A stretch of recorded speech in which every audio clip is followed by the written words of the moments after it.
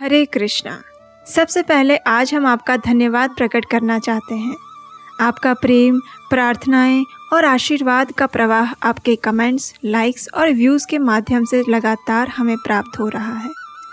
आज हम आपसे एक विशेष निवेदन करना चाहते हैं कि अगर आपको हमारा ये प्रयास प्रशंसनीय लगता है तो कृपया आप हमारे चैनल को सब्सक्राइब ज़रूर कीजिए। अगर आप हमारे इस प्रोजेक्ट को सहायता करना चाहते हैं तो ये एक सबसे आसान तरीका है, सब्सक्राइब करना और वीडियो को लाइक करना। आपके एक क्लिक से आप हज़ारों लोगों तक इस वैदिक संदेश को YouTube के माध्यम से पहुंचा सकते हैं।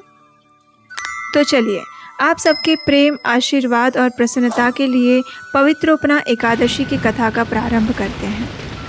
भविष्योत्तर पुराण में इस पवित्र और मंगलमय पवित्रोपना एकादशी की कथा का वर्णन दिया गया है।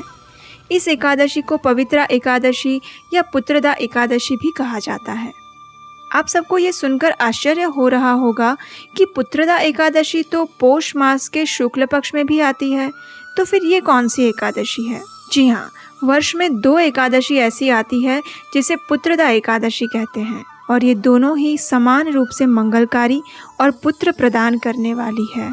तो चलिए अब हम श्रावण मास के शुक्ल पक्ष में आने वाली पवित्रा एकादशी के विषय में चर्चा करते हैं। आज इस वीडियो में हम आपको पवित्रोपना एकादशी की अत्यंत पुण्य फल प्रदान करने वाली कथा का रसपान करवाएंगे और उसके साथ ही इस एकादशी व्रत के पालन की विधि और उससे मिलने वाले फल के विषय में भी बताएंगे। तो चलिए काल चक्र को घुमाते हुए हमारी यात्रा शुरू करते हैं और सीधे चलते हैं युधिष्ठिर महाराज के राजभवन में, जहां भगवान श्री कृष्ण उन्हें विविध एकादशी के विषय में बता रहे हैं। युधिष्ठिर महाराज ने भगवान श्री कृष्ण से पूछा, हे मधुसूदन, कृपया आप मुझे श्रावण मास के शुक्ल पक्ष में आने वाली एकादशी व्रत के विषय में विस्तार पूर्वक बताएं। ये सुनकर भगवान श्री कृष्ण ने उत्तर दिया, हे धर्मराज, अवश्य ही मैं आपको इस एकादशी की महिमा का वर्णन करूंगा, क्योंकि इस कथा का मात्र श्रद्धा पूर्वक श्रवण करने से भी अश्वमेघ यज्ञ का फल प्राप्त होता है। इसलिए तुम ध्यान पूर्वक इस कथा को सुनो। इस प्रकार पूर्ण पुरुषोत्तम भगवान श्री कृष्ण ने युधिष्ठिर महाराज को इस कथा का वर्णन करना प्रारंभ किया। और वो कथा कौन सी थी? चलिए सुनते हैं। द्वापर युग के प्रारंभ में महिष्मती नगरी में महिध्वज नाम का राजा राज्य करता था। उसके राज्य में चारों ओर सुख, शांति और समृद्धि का वास था। उसकी प्रजा भी संतुष्ट और सुखी थी। राजा अपनी प्रजा का अपनी संतान की तरह पालन करता, लेकिन फिर भी राजा महिध्वज के जीवन में एक दुख था और वो ये था कि उनकी कोई संतान नहीं थी। इस बात से व्यथित राजा ने एक दिन अपने राज्य के विद्वान लोगों और प्रतिनिधियों को बुलाया। राजा ने उनसे कहा, मैंने अपने इस जीवन के दौरान कोई पाप कर्म नहीं किया, ना ही मैंने कभी अपनी प्रजा के साथ कोई अन्याय किया है। मेरे राजकोष में अनैतिक लक्ष्मी का वास भी नहीं है। मैंने सदैव देवी देवता और ब्राह्मणों का सम्मान किया है, युद्ध नीति का पालन करते हुए युद्ध जीते हैं। गलती के लिए मैंने अपने परिवारजनों को भी दंड दिया है और अगर शत्रु भी धर्म का आचरण करने वाला हो तो उसका सम्मान किया है। हे ब्राह्मणों और विद्वान जनों, मैंने अपना जीवन संपूर्ण वैदिक नियम अनुसार व्यतीत किया है। इसके बावजूद भी मैं पुत्र सुख से वंचित हूँ। कृपया आप सब मुझे अपनी इस दुखपूर्ण स्थिति का कारण बताएं। राजा की बात सुनकर विद्वान ब्राह्मणों ने इस विषय पर चिंतन किया और ये निश्चित किया कि इस समस्या का समाधान ढूंढने के लिए वे किसी आत्मज्ञानी ऋषि की सहायता लेंगे। इस प्रकार वे अपनी खोज के दौरान जंगल में महान तपस्वी लोमश ऋषि के आश्रम में पहुंचे। लोमश ऋषि एक अत्यंत पवित्र, आत्मज्ञानी, आत्मसंतुष्ट तपस्वी थे, जिन्होंने अपने इंद्रियों पर नियंत्रण प्राप्त किया हुआ था। लोमश ऋषि की विशेषता ये थी कि उनके शरीर पर अधिक मात्रा में केश कांति थी और उन्हें वरदान मिला था कि जब उनके शरीर के सारे केश गिर जाएंगे तब उनकी मृत्यु होगी।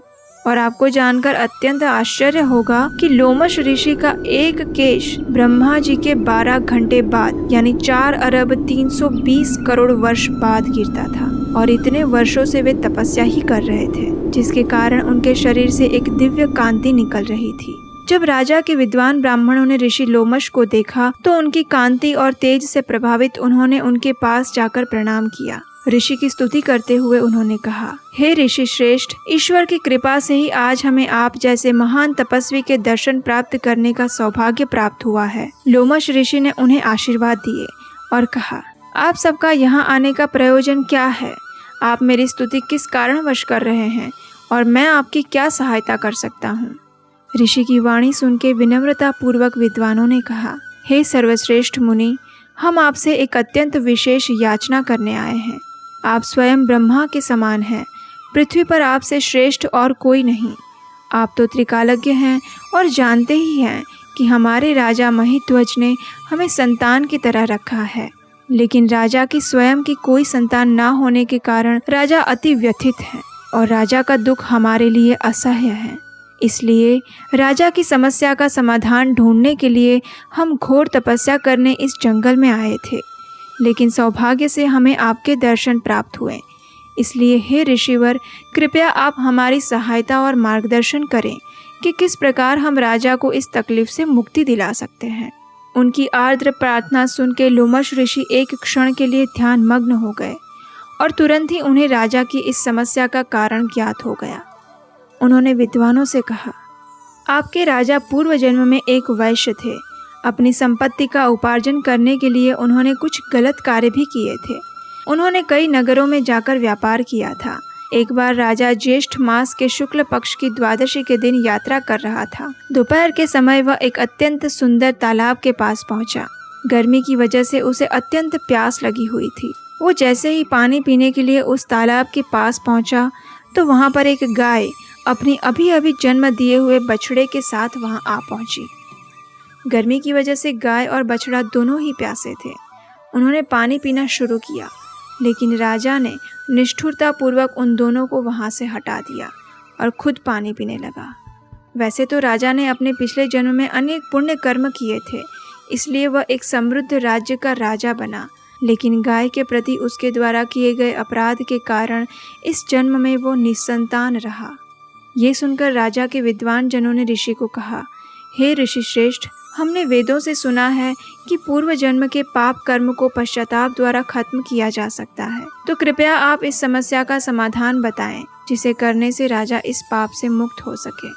लोमश ऋषि ने उत्तर दिया, श्रावण मास के शुक्ल पक्ष में पुत्रदा या पवित्रा एकादशी आती है।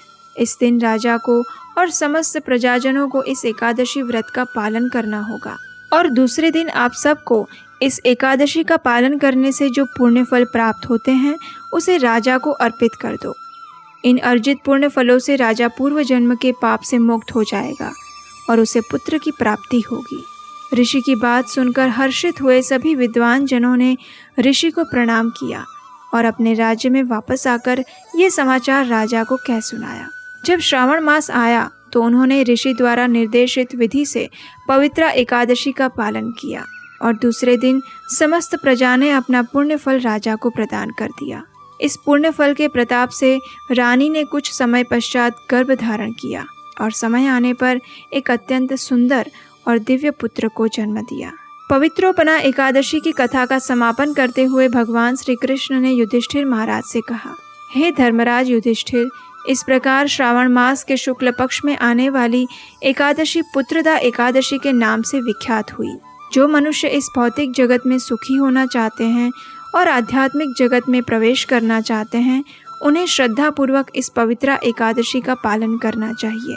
जो मनुष्य इस एकादशी व्रत का निष्ठापूर्वक पालन करता है और इस कथा का श्रद्धापूर्वक श्रवण करता है, उसे एक सुयोग्य पुत्र की प्राप्ति होती है और मृत्यु के बाद वह स्वर्ग लोक में प्रवेश प्राप्त करता है। इस कथा के माध्यम से हम इस पवित्र और अत्यंत पुण्य फल प्रदान करने वाली एकादशी के महात्म्य को समझ सकते हैं। जो व्यक्ति इस एकादशी का निष्ठापूर्वक पालन करना चाहता है, उसे एकादशी के दिन ब्रह्म मुहूर्त में उठ जाना चाहिए। स्नान इत्यादि से निवृत्त होके भगवान के पवित्र नाम हरे कृष्ण कृष्ण कृष्ण हरे हरे, हरे राम राम राम हरे हरे, इस महामंत्र का जाप करना चाहिए। इस दिन किसी भी प्रकार का अन्न, दाल, चावल या फलियां नहीं खानी चाहिए। व्यक्ति अपनी शारीरिक क्षमता के अनुसार निर्जल, सजल या फलाहार के साथ उपवास रख सकते हैं, लेकिन सबसे महत्वपूर्ण ये है कि एकादशी के दिन अधिक से अधिक मात्रा में हरि नाम का जाप करें, हरि कथा का श्रवण करें और शास्त्रों का अध्ययन करें। इसी एकादशी के दिन से एक अन्य महत्वपूर्ण त्योहार शुरू होता है और वो है श्री राधा गोविंद झूलन यात्रा। ये त्योहार वृंदावन के बड़े और सबसे प्रिय त्योहारों में से एक है, जिसमें वर्षा के आगमन की खुशी के रूप में श्री राधा कृष्ण के विग्रहों को झूला झुलाया जाता है। वृंदावन में ये त्योहार श्रावण मास के शुक्ल पक्ष की तृतीया से शुरू होता है और पूर्णिमा तक मनाया जाता है। लेकिन श्रील प्रभुपाद के निर्देश अनुसार इस्कॉन में ये त्योहार 5 दिन तक मनाया जाता है, जो कि पवित्रा एकादशी से शुरू होता है और बलराम पूर्णिमा वाले दिन समाप्त होता है। इन 5 दिनों के दौरान मंदिरों में भव्य कार्यक्रम, कीर्तन, कथा और प्रसाद वितरण होता है। तो चलिए भगवान श्री कृष्ण और श्रीमती राधा रानी के चरण कमलों पर ध्यान केंद्रित करते हुए और उनसे कृपा की याचना करते हुए पवित्रा एकादशी का पालन करें और भक्ति के पथ पर उन्मुख होने का प्रयास करें। हरे कृष्णा।